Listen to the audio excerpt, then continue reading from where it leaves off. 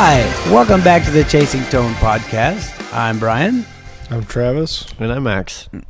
So, I gotta say something. There's hijinks going on. That's a good word. Shenanigans, if you will. You know what a word I really like? Cahoots. That's when you're in on something together. Yeah, exactly. Yeah. You guys are in cahoots with your shenanigans. Yes, exactly. Tomfoolery. Tomfoolery, if you will. Yeah. Leave it to the English major. Yeah. No, cahoots. I love cahoots. But, okay, there is some tomfoolery going on, some witchcraft in the pedal biz that I'd like to report. Yes. Wizardry, if you will. Yep. There are damn wizards working for TC Electronics. It's time to bring that to light. It is like we need to hashtag Salem, right? That's true. We need some serious witchcraftery. We need to burn them at the stake. And the reason I say this is they sent me this Hall of Fame mini pedal. We traded. Well, right, but it was super nice of them to do it, you know? Yeah.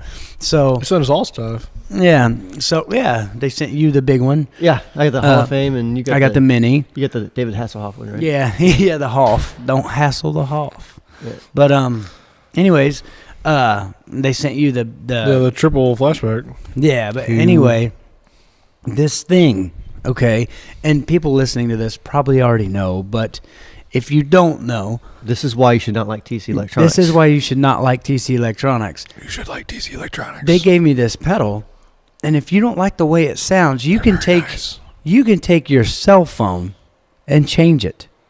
No joke. Yeah, literally download new sounds instantly to the pedal. Instantly.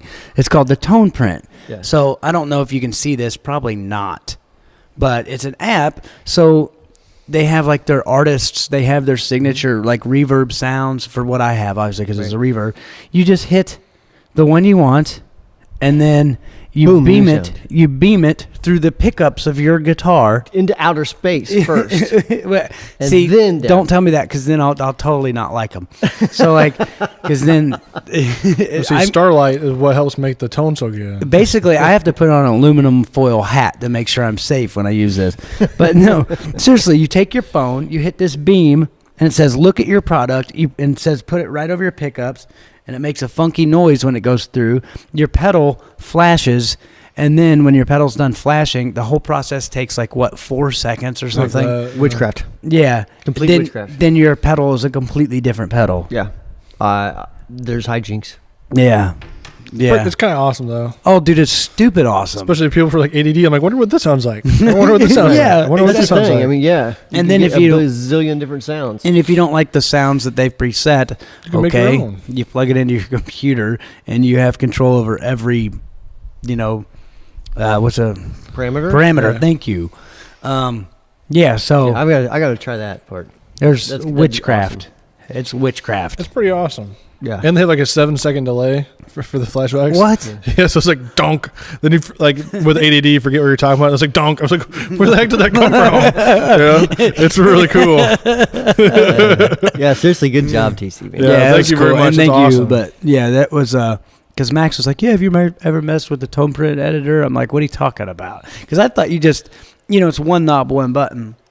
Yeah. So I just plugged it in and turned it on. It sounded good. But to me, and I'm probably going to catch some slack for this, but to me it's reverb. It has to be like cathedral for me to think it's bad for guitar. You know what I mean? Mm-hmm. To me it's such a subtle effect, the way I use it, that it has to sound really bad for me to not like it. Yeah, the Hall of Fame's got a really good room setting that I actually really like a lot.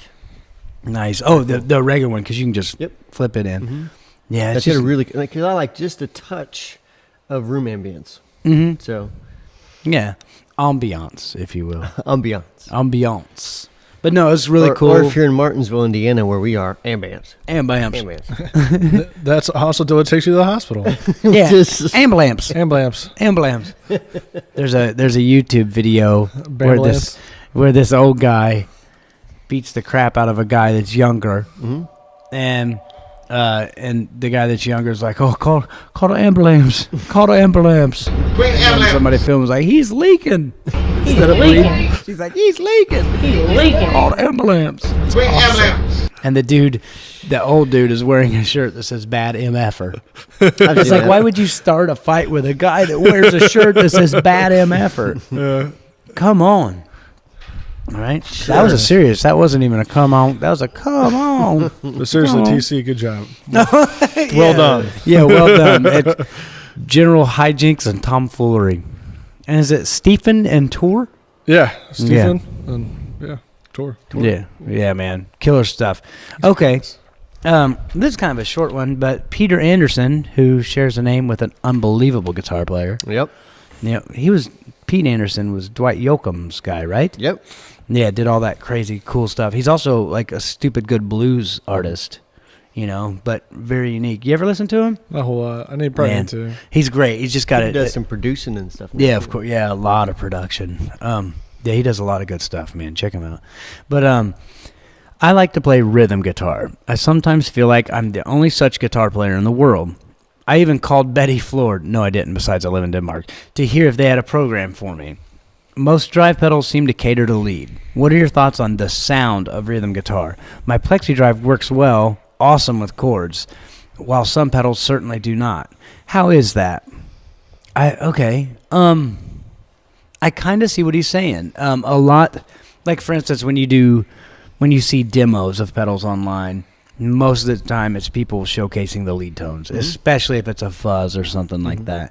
And we're guilty of that with the Velvet Fuzz. We did a lot of lead tones to where somebody in the comments said, what they don't tell you is it's great for stoner rock. I'm like, yeah, man. But no, it is. It's good for that stuff. But at the same time, I love rhythm guitar. If it were up to me, I would probably be a rhythm guitar player in a band. Mm-hmm. I just love it. I love sitting in the pocket. It's awesome. What? You're so good at lead. Why would you ever want to just play rhythm? The feeling of hitting the right chord at the right time with the right that, and I'm going to say something arrogant. I'm pretty good at it. You know what I mean? Like I like knowing, like 15 ways to play an A chord. You know what I mean? I like finding which one's going to frame a melody best. I like listening to a singer and thinking to myself, well, they have kind of a higher timbre, so I'm going to play something lower on the neck. To me, there was always just something about hitting a loud cranked amp with like an A chord. Yeah. And just full blown. I get it. I get, like when Derek Williams, the guitar player at the time for Jake Owen, he plays the 20,000 plus, and he plays all his amps pretty much on 8 wide open. And I told him, I said, next time I go to a sound check, I said, I don't even need to fret the guitar. Can you just make an A chord, and then with my right hand, I can just strike the strings just to hear it. Right. You know what I mean? Because like you said, it's just a cranked amp. There's that feeling there. Yeah. That so connection. But I understand what he's saying, but I'll also, not argue, I'll discuss. Contrarily, is that a word? It's a very diplomatic way to put it. Yeah, but I think most pedals, can sound great for rhythm guitar, but you may have to EQ them to sound that way. Mm-hmm. If I'm going to use a plexi, that's why like the Plexi Drive Deluxe is cool, because it has the boost on it to where you can set a rhythm tone, hit the boost, excuse me, and take you into lead tone. Mm-hmm. But I do think if I'm using a Euphoria, to me that is a rhythm pedal. Or if I'm going to use it for lead, I will combine it with something. Yeah, I'll stack it with something. Yeah, exactly. So I think there's just different ways to use different pedals. But that being said, I totally get what the guy's saying. Mm-hmm. What do you think? Sure. Which, that's a good segue. They said, let's pick something Max wants to talk about and let him go. Yeah, that'd be terrible. What is it? That was, I don't know. Okay, Yeah. Todd Gilbert from Todd Facebook. Gilbert says from Facebook. For once, ask Max what he wants to talk about and just let him go. What would you like to- Marketing, free the Beagle and see where it leads. Free the Beagle. Free the Beagle. That's weird. I've worked in marketing before. I've never heard that phrase. Dude, I used to be a paralegal for a prosecutor's office in Marion County. You know this, right? For a prostitute's office. I wish. No. Probably be a lot of work if you're a paralegal for a prostitute's office. Probably to wear like a feathered hat, and gold teeth. No, that's a pimp. Oh, But it's pretty much the same thing. pretty much. Pretty much. I think you're supposed to let Max talk. Yeah. So natural peanut butter. What's the story? You got to stir it. You got to refrigerate it. Son of a. And it's got the oil on top. No. Doesn't it? It does. Yeah, but why? No. Why would you ever do that? That's why they don't let me talk. I'm organic. Organic. Preferring the Beagle though. Oh yeah, freeing the Beagle. But there used to be a bar called the Legal Beagle, and that's the Legal Beagle. The Legal Beagle, and that's where everybody from the courthouse would go to eat. See, I'm not a host. I don't have like topics I can talk about. I just crack a joke every 5 minutes. That's my shtick. That's my thing. That's my what jam. I do. That's my jam. I just make fun of what they say. I don't really have my own subjects I can talk about. It's like no, you do. I could probably get you going. We'll discuss more, but I'll keep in the back of my head some things that could get you going. All right, here we go. Pay for play versus paid for gigs. No. No, I'm not gonna do that. Okay, I will think of something while we discuss. Jeff, is it Major or Mager? Mager. Yes. Yeah. How would you say that English? But like he's trying to flirt with the camera. I'm watching you, Jeff Mager. He said, "I'm watching you, Jeff Mager." But there are multiple places in the signal chain where I can shape my tone knob on guitar, each pedal, and at the amp. In which order do you normally tweak things? If you filter out certain frequencies earlier in the signal chain, are you limiting your options closer to the amp? Man, here's the thing, like, and I'm not trying to sound like so experienced, but I do have a little experience with this. I've been playing guitar for a while. I've been working in this industry for a few years. That's something we don't think about because we just think more options. But if you think about it, especially if you're playing Brian Wampler pedals, then there's a lot of features on each pedal that shape your tone. Then obviously there's an EQ at the amp. There's a tone knob. You could have an EQ pedal. You could have a buffer that's introducing highs. Mm-hmm. You know, there were air quotes there because it really doesn't introduce the highs. It restores them. The highs were always there. Whatever. Well, we've talked about that before. Right. But Google that's buffers. That's got to be pretty overwhelming if you're not really familiar with it, right? Yeah, I mean, it takes a while to get used to, I think. You know, it did for me when I first started working here. Really? Yeah, I was like, there's all these knobs. I'm used to 3. Yeah, 2 like, in and on and off. But the thing is I don't really know where to start. Personally, I guess I can't give advice, but I can tell you what I personally do. Personally, I start with my guitar tone knob all the way up on 10. Mine too. And then I start from that's where I start. And then next I go to my amp and I get a good clean bass tone. Mm-hmm. And then I'll fine tune each pedal to that clean bass tone. Yep. Except for one. And that's my stacking pedal. I always have one pedal on my board that is there only to be used as a second overdrive. Mm-hmm. So that one I'm never going to use by itself. So I will not EQ that to my clean tone. I'll EQ that to my dirt tone. So that pedal comes before another overdrive or distortion? No, it comes after. Okay, so that's what sets the character of the tonality then. Right, but I have to set that pedal according to how it sounds stacked with my other overdrive. Gotcha. See what I mean? Yep. So that's how I personally do it, and I would think that maybe that's how everybody does it. I don't know. I've never thought about it. That's exactly what I do, except now I actually added an extra pedal in front of. Basically, I have an always on pedal, which is the tube screamer. Mm-hmm. Then I stack with a tube screamer. But then if I just really want to push it over the top or almost get in a fuzz you put your Morning Glory. Put my Morning Glory before the tube screamers. Mm-hmm. And I kind of do like that just to give an extra, like, push it over the cliff. Yeah. So, but I do the same thing. I start the amp, get my amp's toned, then I set my pedals to help accentuate that amp sound. Okay. Yeah, and you said you kind of do the same thing? I do, yeah. Okay. And if I use the EQ pedal, then I put it after all the dirts or in the effects loop of the amp. Okay, see, I don't use an now acoustic. I'll use the EQ pedal every time. I love tailoring. Yeah, tailoring the sounds of the amp because an amp's EQ is passive. Right. An EQ pedal is active. So it cuts or adds. Well, yeah. So I mean, technically, in an amp, you're really not boosting anything up. Right. You're just not cutting those frequencies. Right. So versus an EQ pedal, you're actually boosting 100 hertz or whatever. Right. Makes sense. You know, so I like to usually bump up about 700, 800 hertz or so. Just a touch for a little bit of lead boost. Okay. Sound like it hurts. Hurts. Boom. You want a Hertz donut? Smack. Hertz donut. Boom. Hashtag Hertz donut. This is what I do. I just crack stupid jokes. Some work, some don't. Most do. Yeah. Most do. Got a good batting average here with jokes. Yes, I guess that's kind of. I was thinking maybe that one would take longer, but I guess not. I guess turns out I know what I'm doing. I just saw another one. Oh, okay, go ahead. Question for Max from Alex Clay. So question for Max. When he sets up his binder for settings in different venues, how does he order them? Geographical location from his house? A to Z? What happens if he leaves his binder at home by accident?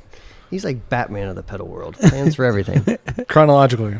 That's exactly what I was getting ready to say. As they happen, yeah. Yep, that's exact. I knew that was going to be the answer. Like, well, I played here first, and then I played there second. So, yeah. I don't play out that much. It's not a huge binder. Yeah. It's actually just a little, little moleskin little book. Fits in my gig bag. Hashtag.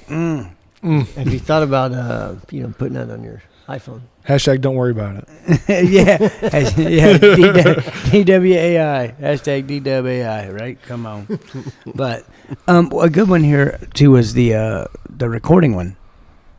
Right? Didn't somebody ask about a good way to get it? Yeah, I'm looking for it. Okay, yeah, Alex Clay. Alex Clay, come on. So what's a great starter setup for recording a decent demo without breaking the bank? Mic, recording interface, etc., etc. Okay, I'm a little out of the loop on recording because I haven't done it for a while. So Tascam 4-track myself. Right. So there's obviously going to be some stuff out there that I don't know about, that I'm not hip to, but the easiest way is a Zoom H2 handy recorder. Those are cool. At the back of a room, at a performance or something like that. If you're wanting to really make like a demo. Yeah, I was gonna say for a decent demo or just to hear what you sound like. Well, I mean, if you have a good sound guy, and they got good sound coming off the stage, you could even come. You can go. I've seen people use that. Granted that was like the MySpace age or whatever.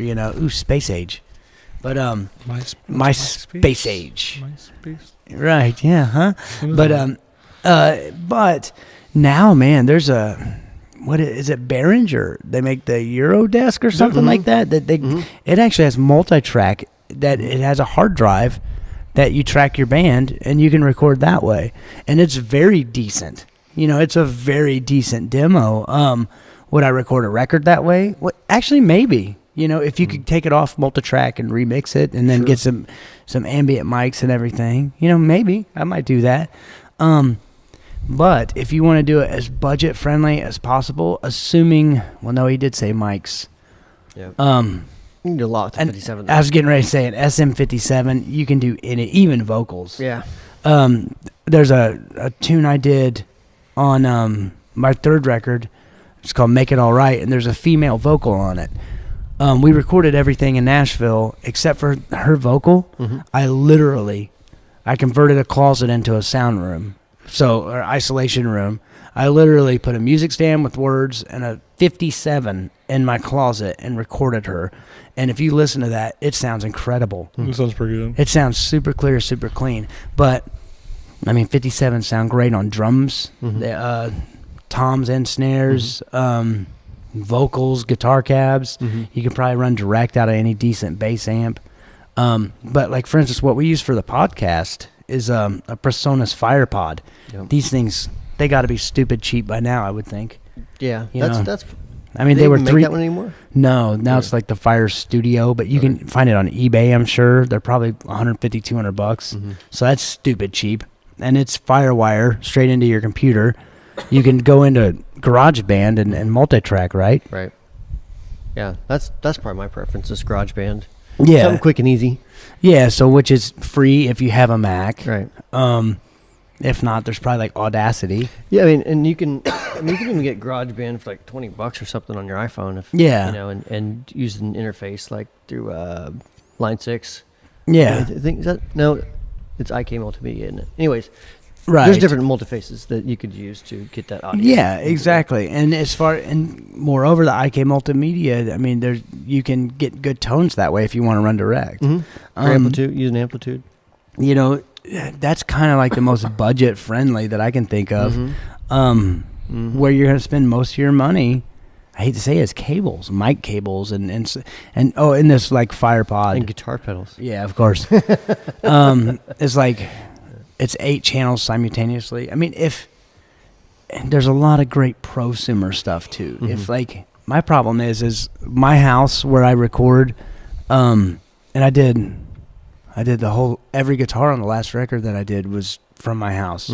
And I used an Apogee Duet 2. Yeah. Which was it's got great converters, great mic pre's, and then I went into a Empirical Labs makes something called the Distressor, and it's a compressor, and it's unreal on guitars. And it's like, you can get them used for about $1,000, I think. So it's hardware or software? It's hardware. Okay. So like, if you want to build like a pretty serious guitar recording rig or vocal rig, if you're only talking 2 inputs at the same time, you can go Duet, which I think was like brand new, $600, and they probably have a newer, better one out that's even cheaper now. I don't know, but then the Distressor, which is $1,000, and then a 57, or if you want to spend a little bit of money, the mic that fits my voice pretty well is a Neumann TL. What is it, like a TL103, I think it's called, and I think you can get those used on eBay for about $600. So for, what is that, a little over $2,000, yeah, you got a great vocal rig, and get a 57, and you got a great guitar rig. So if you want to do a whole band, then I would go way cheaper and get an interface like. If you're just doing budget, I mean, you can basically use GarageBand to just record something quick and dirty. Yeah, but if you want a decent demo, then I would say use GarageBand with a cheap interface, something that you can multi-track, and then and nobody says you have to put a mic on the underside of a snare and on the top side and each tom. I've seen a lot of people just use a condenser overhead and then a kick drum. 2 mics on the drums, and they can get killer tones, especially if they're somewhat isolated. And then, so I mean, you don't have to put a lot of money into it anymore. Right. And I've heard some, like, is it Medeski, Martin and Wood? They did a record with John Schofield, and I think they just used a bunch of room mics or something like that. I can't remember. Maybe I'm wrong on that. I don't know. But, and also an album, and it sounded killer. So, but I'm sure there's like Neve preamps and stuff going on, and U47 mics and everything. MXLs. Yeah, MXLs. Yeah, definitely some MXLs up in this Just piece. go to a studio. Yeah. Have somebody do it for you. Yeah. It's cheaper. Yeah. Less headaches, nicer stuff. Yeah, that is the thing, man. This day and age, like when I cut my first record, there was 2 studios in Indianapolis. That's it. And then by the time I cut my second one, I did that one in Nashville, but there was all kinds of studios. Now, if I wanted to record a record, come on. There's one on every street corner. Yeah, there's places like a Music Garage. It's like, yo, man, you need a producer, right? I think Music Garage is like $40 an hour. Yeah, that's great. Which is really, really reasonable. Yeah, because I think the places that I used to go to, the Lodge, I think they were $85 an hour. So I mean, you're talking 30 years ago. I was just gonna say more than double, but if you want to. Back when tube amps were new. New technology. Actually, cut tape. Oh, cut tape, yeah. Oh, dude, I had an old guy burn the other day. We were at that guitar show, and I was talking to a guy I know, and I said, man, and he's only 10 years older than me, but I said, man, I think the guitar vintage market has just passed us by. I said, because everything I look at now, it's like those Supro guitars, those old student models, they'll want like $1,100 or $1,200 for, and I remember those being like $300 guitars tops. Yeah. And I'm like, it seems like every piece of gear I look at, I can't believe how much they want for it now. I said, maybe it's just passed us by. And he was like, yeah, I mean, it has. He said, but I have a feeling that vintage market's going to crash soon. And he said, maybe not in our lifetime, but probably soon. I said, well, probably not in your lifetime. And Max looked at me like, I'm proud of you. You got to use an old guy burn. But he's not that much older than you. Yeah, exactly. He's older than me, older than I am, older than you. There's a bigger age difference between you and him versus me and you. Why would you say it that way? That makes no sense. Shkabang. Shkabang. I can't think of anything. Max, I know what Max can talk about. Knives. I am a knife aficionado. I love pocket knives. He loves pocket knives and flashlights. Pocket knives and flashlights. Do you have one of each on you right now? No, I'm yeah. There's his pocket knife. Emerson knives. If any of you guys like knives, I'm a huge Emerson guy. They make knives for like Navy SEALs and all kinds of special forces stuff. I can never be a special forces guy. Not that I have anything against them. They're really awesome. I'm just too chubby. But I can carry their knives, by God, and I do. Yeah. Emerson knives. They're not cheap. I think this one's like almost $300. Yeah. So it's like the boutique knife community. It is the boutique knife community. And Emerson, check them out. And then there's other like Spyderco. Spyderco, yeah, I'm Benchmade. They're a little cheaper, right? Yeah, Microtech. Not cheap, but inexpensive. Yeah, they're. I mean, it depends which model, I guess. Yeah. This is like the base knife Emerson. They get pretty expensive stuff. And then there's like the Anox line of Victorinox, right? Yeah. Am I right? I don't ever carry those, but huh? I don't ever carry those. Right, you don't like them. Yeah, but yeah, I get some automatic stuff on Microtech and Raven. So Ravenclaw. Or Raventech, I think. Yeah. Anyways, they make great knives too, so check them out. I like knives, pointy things, and things go bang. I'm a big gun guy too, so. Yeah. I didn't know if you wanted that common knowledge because some people will automatically judge you if you. Well, like they're already guns. gonna judge me like, well, a knife. Might as well now. Cat's out of the bag. Yeah. Knife and gun. There's different. I mean, you don't like even British people believe in knives. No. If you don't like it, we won't have to be friends. I don't know. Just not knives over 3 inches. I've heard comments both ways. You're entitled to your opinion. I'm entitled to mine. Exactly. Yeah. And if you don't have my opinion, it's all right. Yeah. What do they say? They're like buttholes. Everybody has one. Everybody stinks, but theirs. Yeah. Yeah. To each their own. I mean, yeah. I can go on all day about gun carry and that sort of thing. See, here's the thing. I got him going on knives. Who was it that asked to get Max going? I got him going. Yeah. There you go, Alex. There you go. Was it Alex? Was it? I like knives. So yeah. I think it was Alex. I don't know. Free the Beagle. The Beagle's been set free. Yeah, the Beagle has been set free. But oh, I'm sorry. That was Todd Gilbert. Yeah. But also, if you go to the Chasing Tones Facebook and you click on the people that we follow, we actually follow Emerson Knives. It's true. It is true. So Bernie Emerson, great guy. Is he? Yep, he's made a couple knives. So. Well, see, look at that. Normally he has a flashlight on him too. It's in my briefcase. You know he's 4.7's flashlights. There you go. You know he's a rock star because he carries a briefcase. That's true. Yeah. It's full of this, like, it looks like a 6-year-old's backpack. It's like, what's in this? Like crumpled paper, candy. I got some strings, some candy. And it's like guitar tech tools. I literally have like everything in my briefcase that anybody ever needs for guitar. So I figured it would smell like leather-bound books or something. Yeah, it pretty much and does. Rich mahogany. Yeah. It's like coffee. Hey, anybody have like an 18-inch straight edge? I'm like, yeah, I got one here, man. Here we go. Let's set that guitar up.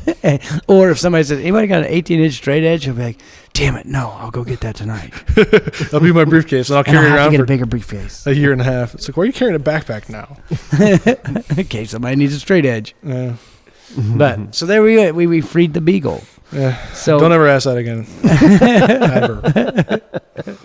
No, there's other things he's into. I could ask him to talk about your brother, how he's into ham radios. It's true. Yeah, his whole family, they're into stuff. Yeah, we have weird hobbies. It's not weird.